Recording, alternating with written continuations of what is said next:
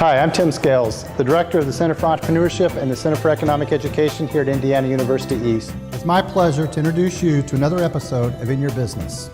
We talk to local entrepreneurs, we learn about their business, we learn about why they started their business, how they started their business, some of the opportunities their businesses has provided them and their community, as well as some of the hurdles they've gone through, some of the challenges.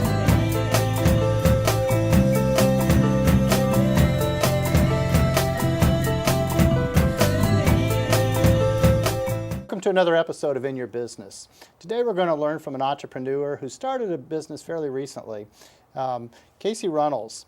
Casey grew up in Richmond, Indiana. She's gone away for school, she's gone away for work, and now she found herself back in Richmond to do business. And I'm excited about that because a lot of times you get your education, but you're lacking your experience. And then in entrepreneurship, maybe you don't have one or the other, but Casey has it all. She has the education, she has the experience, and now she's turned it into entrepreneurship. So Casey, welcome to the show. Thank you, Tim. Casey, let's first talk about your location, where you're located. Yes, downtown Richmond, uptown Richmond, right? I still say downtown Richmond. Yes, right across from the Leland. It's next to RMD Patty. It's the old, it used to be the finance system building. Okay.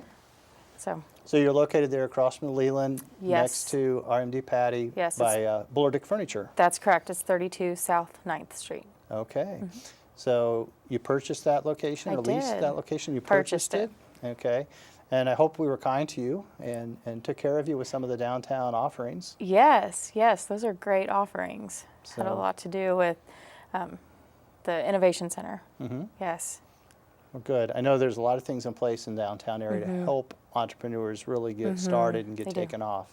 So good that you're taking advantage of those resources. Yes. And that's what I want. There's quite a community build up around downtown now, and it's great to see everybody working together. Yes, I think it's a community within a community. Everyone helps each other. They're there for you as to lend a helping hand if you need it, support, and marketing in itself. So what we're going to have in that building is Runnels Chiropractic. Is that correct? That is correct. Okay. So before we get into the practice and understand what you're doing, let's learn about your background. Okay. So when you were a little girl growing up in Richmond? In Richmond. What did you want to be? A teacher, like my mother. You wanted to be a school teacher? Did. Yes, I did. Okay. And then it turned into an attorney, doctor, and then I found chiropractic and loved it. Okay. So at what point did you find that? Was you well into college by that point? Or? No, actually high school. So I was very fortunate to know what I wanted to do. I was sure about what I wanted to do going into college and knew what courses I need to take and where to go from there. Where did that come from? I mean, in high school, all of a sudden you decide this is what I'm going to do, and that's what you're doing. Yes. Do you remember it's interesting. What that was? I'd never been to a chiropractor, didn't know much about it. My dad said, have you ever thought about chiropractic? He has a friend who's a chiropractor. And researched it a little bit, went to speak with a couple different chiropractors around the area, started working for one, got treated myself, and saw the benefits of it. Great. So then you went to school. Where did you go? Did undergrad at Indiana University in Bloomington. Okay. And then I went to Palmer in Davenport, Iowa. Why did you select that school? That is the very first chiropractic college. D.D. Palmer delivered the first chiropractic adjustment. He and his son opened the school, and that's where it all began. I liked the history behind it. So you did your research. I did. Oh, I like that. I mean, somebody's going to take that much time to really understand where they're going to study, I think, is brilliant, actually. It's important. It is. So you went there, you got your education, and what happened after that? You graduated? Yes, graduated. After that, I came back to Richmond, worked for a couple years here, and then I decided to go to Southern Indiana and worked with another chiropractor there. So I was an associate chiropractor, 2 different offices, saw how 2 different business owners run their very similar chiropractic office. They run them differently, same product, but different systems. Okay. Well, whether I'm in the high school, in your mother's classes, working with students, or here at the university working with students, I hear a lot of different things. And many students, still even at the university, are unsure what they really want to do. And I always talk to them about entrepreneurship. Even if they're saying they're criminal justice or nursing, education, you know, I'm sure they want to be a teacher. I'm sure they want to be a police officer. I'm sure they want to be a judge, or I'm sure they want to be, you know, whatever it is that they're studying. But I always think it's important that they have a little bit of business knowledge when they leave the university. Absolutely. Did you take some business classes? No, I didn't. That's something I wish I would have done more of. So recently, I have a half-hour drive to work. Where I worked before, I had a half-hour drive. Okay. So when I knew I wanted to open my own business, I got a lot of audiobooks about business and listened to those and learned, because you know, hindsight's 20/20. Had I known, I would have taken those courses. Sure. So I did my own training. Okay. Well, you've already introduced yourself to the Innovation Center. They have some great resources in there to help with business. They do. I think we have some great ones here at the university as well. And certainly in your family, there's great resources of entrepreneurship. So I hope that we welcome you well into Richmond. Yes, thank you. I appreciate that. And what happens is, tell us a little bit now about what you do As a chiropractor or a business owner? as a chiropractor, because a lot of people chiropractor. may not know. Right. A lot of people, I think, just generally associate chiropractic with pain, which is fine to do. Chiropractors are good at getting rid of pain. But there are a lot of added benefits to it. You know, people teach you how to brush your teeth, exercise, eat right, get your eyes checked. No one talks to you about spinal health. And it's very important because it houses your master control system, your nervous system. That nervous system controls your whole body. So if you're doing all these other healthy things, let's take care of what's keeping those things healthy. So you basically can work with the client, kind of get them to understand that. And Yes. Yep. Well, you may have a client that comes in, a patient that comes in with one particular complaint. We educate them on what that's causing now, what it can cause in the future, other things that they may not realize are happening because of that complaint, and they really notice some great benefits from it. Great. Well, now you're going to get into not only being able to practice what you're trained at, but you're diving into business. Yes. How do you feel about that? Excited. And tell me why. Well, like you said, both my parents are entrepreneurs, so I've got to watch them through the years. It's nice to be your own boss. You know, you mentioned some students that you have that want to go into certain areas, but I think it's important to, I mean, you can always take what you love and put it into anything else you're doing. If you want to be a teacher, you can be a business owner and teach people about your business. Sure. So I think it's exciting to be able to do what I love and share it with people, and no one gets to tell me how to do that. I totally agree with you, and I think it's going to be interesting to watch you go into this business. I know you're going to be very successful at it. Thank you. And Richmond's very, very lucky to have you, and especially have you downtown. And you kind of complete it for us downtown. You know, you bring a professionalism that we need. It's Thank much you. needed. I feel lucky to be here. Good. So in business, though, at the university, we could teach you about management. We can teach you about marketing. We can teach you entrepreneurship as a whole. We can also teach you the finance. There's so many different topics you study in business. You're going to learn them as you go. You do. Okay? You do. So I think in entrepreneurship, a lot of times it's not so important that you know how to be the best accountant, Right. but you need to be able to recognize if you've got a good accountant. I agree. Same way, if you need an attorney, you need to be able to recognize when you need to use an attorney. Also, at some point, are you going to have some staff? Yes. I have one person right now, and she's there to help me. She's my right-hand woman. So as we grow, our staff will grow. Okay. So see, again, there'll be some HR issues. Yes. And those change. And so I can't expect you to always know what they are, but surround yourself with the people that do. I think you're right. You don't have to know all the answers, but you have to know where to find them, where to go to get them. Right. And I think that'll be fun. Let's talk about marketing. How do you feel about marketing? Marketing, I think in my business, there's a lot of options for it. If, as a chiropractor, if it worked for me to stand on the corner and yell, "Hey, come to my office," with a big sign, I would do that. But no one wants to hear from me. They want to hear from my patients. Okay. So I think if I do a good job for my patients will tell their friends and family, because they want them to feel as good as they do. It's like your favorite restaurant in town. If you have a good experience, you're going to share that with others. So I think customer service is a big thing with marketing. Richmond has a lot of resources that you can use for marketing. I agree.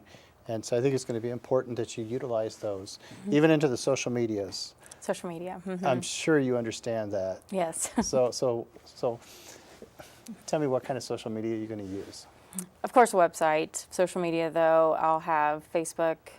We've got Instagram, just to, the hashtags, so people can tag #Run Chiro, RUNNCHIRO. And I think it's neat to go on there to look at those hashtags and see how expanded your business really is. Well, I think it's fun. A lot of times I bring people on and we talk about, maybe a retail product, something that's tangible, something that people can, actually go in, buy, take home, show. And you're in a service. I am. And so it's a whole different type of product, but you make people feel good. Yes. That has to be so rewarding. It does. It is very, very rewarding. And you're talking about going out and buying something. Well, they have to have income to buy that. If they hurt and cannot work, then they cannot buy those things they want. So they come to Sure. me and I get them back to working. That's great. That truly is great. So I know you're early in the career. Not really, because you've been practicing since, what, 09? Yes. So you've been practicing for quite a while. You're just early into the entrepreneur side of owning it for yourself. Right. But so far, what's some of the rewards that you're starting to notice? Gosh. Well, like you said, I have been practicing for about 6 years now. And I did have the benefit, I told you earlier, working under others. And I think that's important as an entrepreneur. You need to research your area. You research your product. Gain a mentor if you can.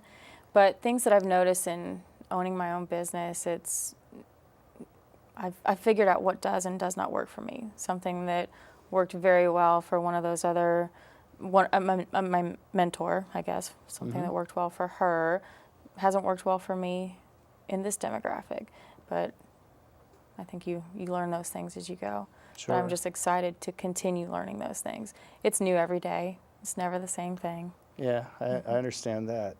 What about some of the obstacles maybe that have kind of you've come across as you? Oh, well, early on, you do everything you're supposed to do. You get your business plan, you find the building you want, you crunch the numbers. Things always come up. They always do. It's just part of it. It's similar to the difference between renting and owning a home. When you're renting, you get to call your landlord. When you Right. own it, you have to take on that role, and that's what you do as a business owner. But it's Okay. also rewarding to see that's something that you did. That's something you've created. It's something you've built. Sure. You get to set your hours. You get to set You your prices. do. You get to do. make that happen. You do. But If you then need a you- vacation, you get to take it. Really? You do. Well, I hope you don't take too many vacations. No. It's probably hard to get away sometimes because It you got a is. clientele built It up. is. But so what kind of plans do you have for the future? What's going to be the big things? Well, I think something that I've noticed in my career, chiropractic and medicine never really meshed well. Medical doctors, some, not all, would have a different view of a chiropractor. Some chiropractors, not myself, would have different views of medical doctors. And I think what we're seeing now is those two fields merging, which is very exciting. I did work in a clinic that was multidisciplinary. And I'd like to do that in the future. I'd like to offer that because I think both therapies, both practices, both services offer something that people need. Okay, that's great. Now, thinking back about, how you've prepared, okay, I know in high school you knew what you wanted to do. I did. And then in college, you're preparing for it. I mean, that's what you're studying. But I don't know if you really studied on the business side. It sounds like maybe not so much. Right, you're right. And I don't want to put words in your mouth, but looking back, what would you suggest change? What would you do different? I think I would definitely, like you said, take advantage of some business courses. I think that's important for anyone, even if you're not going to be an entrepreneur, just to know that side of things, to know if you have a good accountant. Everyone Sure. needs an accountant, right? Right. So I think I would do that. I would definitely take some more business courses. But I think as much as you try to prepare or do prepare, there's always things that come up. So you continue learning each day. Yep. I agree. Now, I wonder, how do you set pricing in your business? Part of it is when you are accepting insurance through an insurance company, you're contracted with them, so that somewhat sets your prices. And then you try to make it reasonable for someone. Your number one goal, my number one goal, is to get people well, not to break the bank. So I do what I can to make it affordable, make it work for you, and you get the care that you need. So I think you just find a price, you know your demographic, and find a price that you think is reasonable. Okay. Now, I'm assuming that your type of ownership is sole proprietor? I'm actually a PC, Okay. professional corporation. Professional corporation. Do you see yourself bringing in a partner at any time, or do you I continue to think go? I will. Like I said, I do want to do something multidisciplinary down the road, so I would probably bring in a nurse practitioner, medical doctor, to get all aspects of the healthcare fields. Okay. Now, one of the things I think is important in education is allowing our students to have some hands-on experience because, again, we can teach everything in the classroom, but it's just not, it's not the same. You're right. And I mean, I have a 3D unit in my office, you know, Oculus, where we do virtual reality. And we feel like we're getting that experience, but it's not. I mean, it's really not. And so how open are you, and is your establishment to bringing a student in for an experience? I'm happy to have people come and intern, or you know, whatever type of term you would give that. I think it's very important because a lot of people don't know. I didn't know about chiropractic, and had I not had that opportunity to do the hands-on, we may not be sitting here today. Yeah. So what kind of student, though, would you be looking for? I mean, is there a certain study? Not necessarily. I think, like you said, it can change. The vocational programs in high school are very important. I know that there's a student, my mom teaches a vocational class. Right. She had a student that wanted to go into pediatrics, I believe, completely switched to geriatrics. So I don't think that I'm necessarily looking for a specific type of study, just a hard worker, someone willing to learn. Well, I think that's the key, is they have to be willing to learn, and they have to be open to learning. I mean, even you're going to be doing, you are doing it all. I mean, you know, you're doing the practice, you're running the business, and it's remarkable how you have so much time to do it, because everything takes time. It does. And I mean, even down to the social medias, and you're right, I'm hoping that your patients feel so good about what they're receiving that they're helping you out. Yes. But you know, maybe we can get some students there periodically that can help with that as well. That'd be great. And so what advice, I mean, would you tell students, you know, going back, what advice would you tell students in high school and at the university about what you're doing? Like I said, I was lucky to know what I wanted to do, but even if you have an idea of what you want to do, just research it, study under someone, gain a mentor in that field, figure out what you do and don't like, and is it something that you can be passionate about for a long time? Okay. So when it really gets down to it, if I had to say to you one thing that you absolutely are the most excited about, would it be on the chiropractic side or would it be on the business side? Chiropractic. Really? Yes. Why is that? It is. I love my job. I love my career. I love helping people. And what is it about that? Is it because of that aha moment when you fixed it? I think maybe not my aha moment, but the patient's aha, this worked for me. I feel Okay. good. Good. So that tells me that you're very passionate about what you're doing. And now, how do you set your hours? I think you need to think about the patient perspective. Okay. People work and they have a lunch hour. So if you can be open during a lunch hour that they can swing in for a quick visit, that's great. I can scoot my lunch back to accommodate for that. I think being open late after work is helpful, and possibly even earlier, before people go to work. Wow. So you just figure out what works for you. What do you think is going to work for your patient? I think early in practice too, you set what you think your hours should be, and it can always change. You can adapt. So what are your hours now? 9 to 1 and 3 to 6. 9 to 1, 3 to 6. So we cover the lunch hour and we cover after work. That's great. I mean, Yeah. those are great hours. That's Monday through Friday? Yes, it is. And then luckily you get the weekends for yourself. I do. Mhm. Okay. Yep. I know this is a difficult question, and I don't mean to put you on the spot with the Okay. number of hours, but as the entrepreneur, okay, you've got the practice and you've got the business. You do. How many hours do you think you're working? I may not be at a desk working all the time, but my mind is always going. I'm looking around, I'm thinking. So my answer would be, how many hours am I awake? That's the answer. Yep. It's always going. You're always thinking. But if you're passionate about it, it doesn't seem like work.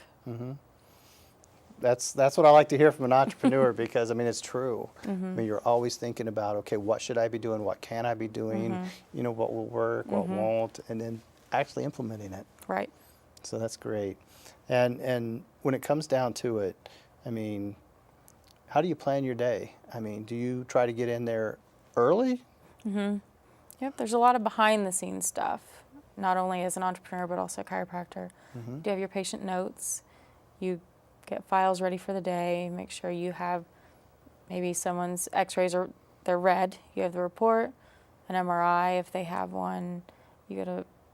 You do pre-work for their Okay. visit, and then you do post-work after. Now, how does that work, though? Because, like, if a person comes to you and you need to do an MRI, do you have to send them off then? I would send them out. I do offer x-ray in my office, which most of the time covers what I need.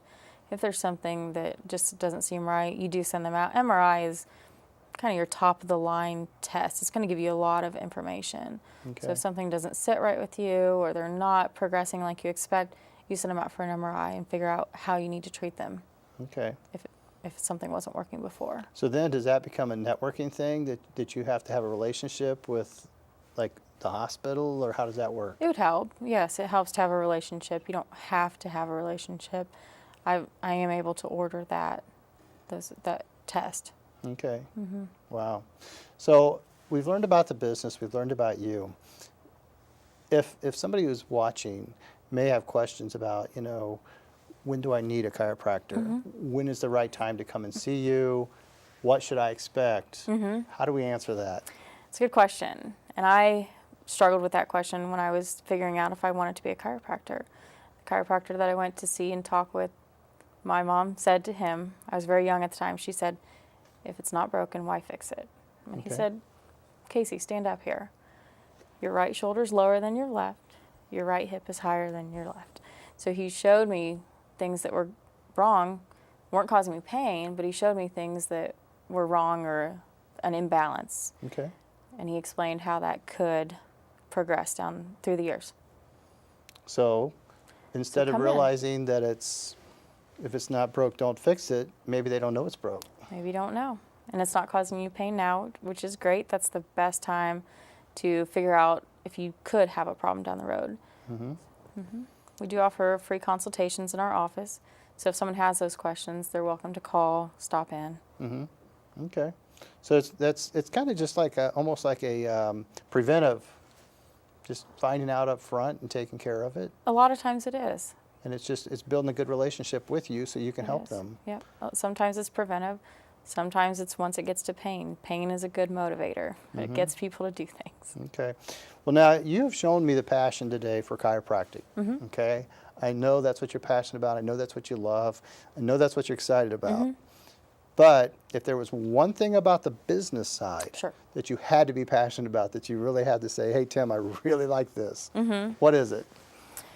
Gosh, that is a hard question because I'm a chiropractor first, Right? business owner second, which is probably something that's going to be changing as the years go. Do you think so? I do. I think those things are going to become one and the same. They're going to be on the same plane. Just working as a chiropractor for so long, that's what I've grown to love. But as a business owner, something that I love the most is